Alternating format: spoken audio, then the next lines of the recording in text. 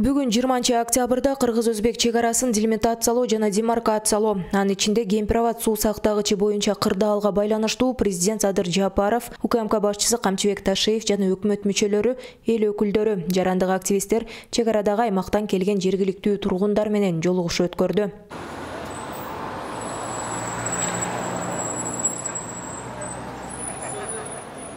Жыйынга болжол менен 200гө чукул жаран чакыртылган. Алардын арасында эл өкүлдөрү, жарандык активисттер, чегара аймагынан келген жергиликтүү тургундар дагы бар. Саат 10:00 белгиленген жолугушуу дээрлик 4 саатка созулду. Ал жабык өтүп, катышуучулар ага телефонсуз киргизилди. Активист Тилекмат Курьянов жыйындан чыгып төмөнкүлөрдү билдирди. Жыйынга катышып чыктым. Жыйындын максаты ошо суроо жооп болуп атат. Маалымат берели деп ошол Кемпир-Абад чегара боюнча.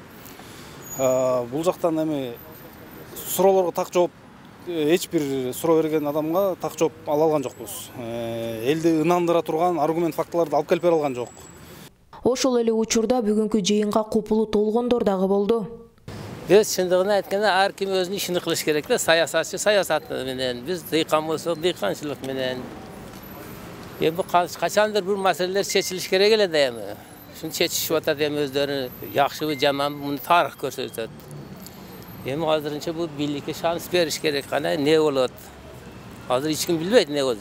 Жакшы жакка кеттиби, жаман жакка кеттиби биз билбейбиз да. Бирок чекит коюлуш керек да. Конце концов бир нерсе чечилиш керек. Эми күтөбүз, майлык кылган иштери азырынча жакшы эле эми. Суроолор берилип атат. Мындай эч кандай эркин микрофон эле болуп, бардыгы эле берилип атат. Жакшы эле. Ал эми журналист Канышай Мамуркулова президент жолугушууда маанилүү нерсени айткандыгын белгиледи. Президент бүгүн маанилүү нерсени айтты. Жогорку кеңештин депутаттары макул болбой койсоң да өтпөйт деди. Ошондуктан жогорку кеңештин депутаттары 7 өлчөп бир кесип кадам жасаса дагы да бул маселени оң жагына чечүүгө баягы мүмкүнчүлүк бар экен.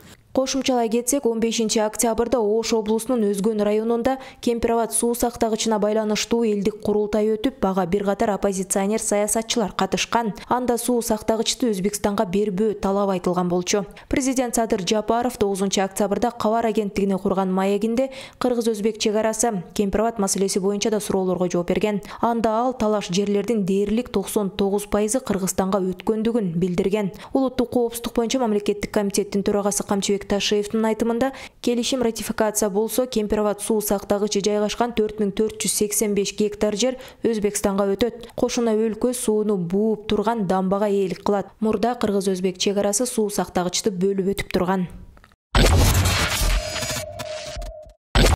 Бүгүн 20 октябрда Жогорку кеңештин жалпы жыйынында Чыңгыз Айдарбековду эл аралык иштер, коргоо, коопсуздук жана миграция боюнча комитеттин төрагалыгынан чакыртып алынды. Жогорку кеңештин жыйынында аны төрагалыктан чакыртып алуу жөнүндө токтом долбоору добушка коюлуп, аны 43 депутат колдосо, 16 депутат каршы болду. Жыйында сөз алган депутат Адахан Мадумаров кабыл алынган чечимге нааразы болуп, тарых кийин өз баасын берет деген пикирин айтты. Мына ушундай чечим кабыл алынгандан кийин эч нерсеге таң калбашыбыз керек. Жок дегенде ушундай бир комитеттин ар бир чечим кабыл алып атканда комитеттин жүйөлүү бир аргументтерин угуп атабыз, азыр уккан жокпуз. Мейлі комитеттен кетүү, комитетте туруу деген бул чоң байлык эмес, бул чоң бакыт эмес. Бирок мына ушундай болуп, кечээ колдоп, бүгүн алып, эртең башкасын коюп, бүрсүгүн анын башкасын алып, биздин канча жүзүбүздүн бар экендигин көрсөтөт бул. Бүгүнкү жыйында Жогорку кеңештеги 5 фракциядан Чыңгыз Айдарбековду эл аралык иштер, коргоо, коопсуздук жана миграция боюнча комитеттин төрагалыгынан алуу өтүнүчү түшкөн. Жогорку кеңештин депутаты Чыңгыз Айдарбеков кесиптештеринин кабыл алынган чечими тууралуу өзүнүн төмөнкүчө оюн билдирди. Мыйзамды сүйлөшүбүз керек. Баш мыйзамыбыз бар, башка мыйзамдар бар. Ушул негизде биз жашашыбыз керек. Ушул иш алып барышыбыз керек. Азыр берилген добуштар юридикалык бөлүмү жана комитет корутуусу берсин, бул мыйзамдуу же мыйзамдуу эмес, алар тыянактарды чыгарсын. Мен өз көз карашымды алдым. Ошол күнү телекке каршы кагаздарды бизге көрсөткөн жок. Bir gün мурун бизге ушул кагаздарды алып келип, эки депутат менен кошо ушул кагаздарды мен көрдүм. Бул арада Чыңгыз Айдарбековдун ордуна комитеттин төрагалыгына депутат Улан Примов сунушталып жаткандыгы белгилүү болду. Эске салсак, Чыңгыз Айдарбеков кыргыз-өзбек чек арасы, анын ичинде Кемпир-Абад суу сактагычы боюнча эки тараптуу келишимдин долбоору тууралуу комитеттин чечимине кол коюудан баш тарткан. Ал модун чек ара келишимине байланыштуу депутаттарга тиешелүү документтер толук берилбегени менен түшүндүргөн. Жогорку кеңештин депутаты Сүйүн Өмүрзаков бийликти Баткенге, анын ичинде чек арага жакын аймактарга көбүрөөк көңүл бурууга чакырды. Анын айтымында жергиликтүү тургундар ар кандай маалыматтарды айтып кайрылып, тынчсызданып жатышат. Кече мына Баткенде деликте мага жаш балдар келишти. Мына кабинетиме. Алар айтып атышат, биз көрүп атабыз дейт, алар дейт. Окоп казып атышат, даярданып атышат дейт. Маалымат алып атабыз. Оор техникалар алыска кеткен жок дейт. Анан эми протокол келишимдерди кол койгондон аны биз дагы жолугуш өткөрүш керек да, аларчы мындай маалымат алып атабыз, мына көрүп атат, видео тасмалар чыгып атат депчи. Анан эми унчуп отура берсек анда эртең эмне болот анда дагычы. Бүгүнкү жыйында бул маселе боюнча депутат Балбак Түлөбаев дагы маселе көтөрүп, эки өлкө ортосундагы мамиленин бузулушу башка кошуна өлкөлөргө дагы таасирин тийгизиши мүмкүн экендигин айтты. Ал эми депутат Камила Талиева ар кандай кырдаалга даяр болуу керектигин белгилөө менен алдын алуу иштери ашыкча болбойт деген пикирин айтты. Сактык керек болуп атат, сактыкта кордук жок. Ар бир жолу бизде ошол баягы ушу жаңжал башталганда тажик тараптан ок атылат да. Biz hiç kaçan birinci olup biz kol salbayбыз. Bul mınday biz hem bayağı tınçlıkты süygön el ekenibizdi bul dağına көрсөтүп атпайбы. Болгону biz ошол сактанышыбыз керек болуп атат. Биринчи кезекте адам өмүрү, мобилизация, мындай адамдарды бир жерден экинчи жерге неме эвакуация деген эвакуацияга даяр болушубуз керек. Эске салсак, 19-октябрда Кыргызстандын улуттук коопсуздук боюнча мамлекеттик комитетинин чек ара кызматы Тажикстандын чек ара кызматынын кыргыз тарапты айыптаган билдирүүсүнө жооп кайтарган. Билдирүүдө тажик тарап чындыкка дал келбеген маалымат жайылтып, чек ара тилкесинде жашаган элди мыйзамсыз аракеттерге төртүү үчүн бурмалап жаткандыгы айтылат. Буга мисал катары Кыргызстандын чек ара кызматы Тажикстандын кыргыз тарап аскердик техникасын Баткенге чогултууда деп таратып жаткан сүрөт быйыл 21-22 сентябрдагы куралдуу кагылыштан кийин тартылганы белгиленген. Чек ара кызматы билдиргендей, 25 сентябрдан тартып Тажикстан чек аранын жалпы периметринде окоп казып жатат жана ошондон бери Кыргызстандын аба мейкиндигин бузуп, дрондорду учурган 10 факты жана кыргызстандыктардын үйлөрүн өрттөөгө аракет кылган учурлар катталган деп билдирди. 16-17 сентябрда кыргыз-тажик чек арасында кан төгүлгөн окуяны Кыргызстандын тышкы иштер министрлиги Тажикстандын алдын ала пландалган куралдуу агрессиясы деп атаган.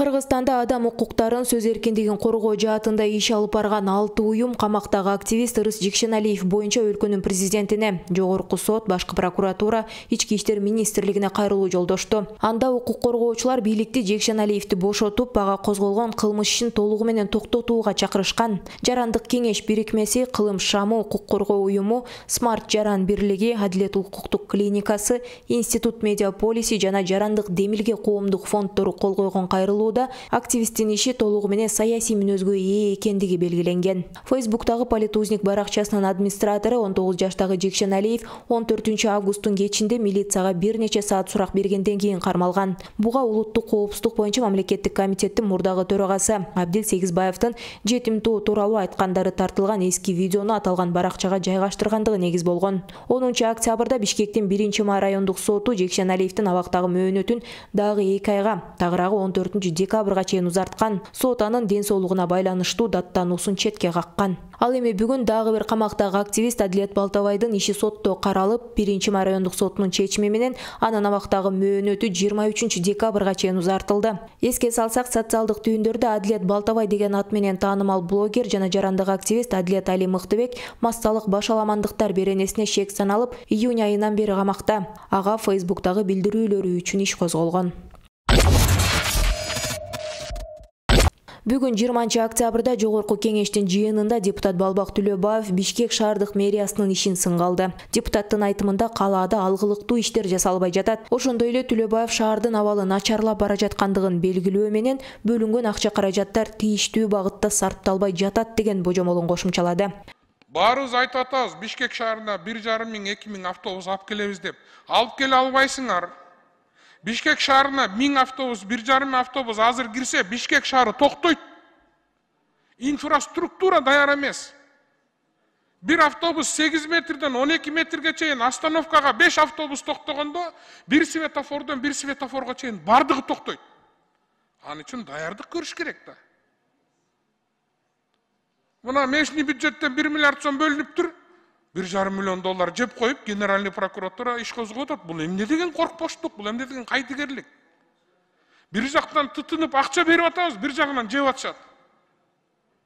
Шаардын кебетесин карагалачы, айтпай эле коеюн дедим элем. Кир, сасык. Бу иштейби, иштебейби шаардын бийлиги? Тазалык иштебей калды уже. Парктар мурун курулуп кеткен мэрлердин убагындагы парктар гана ачылып атат.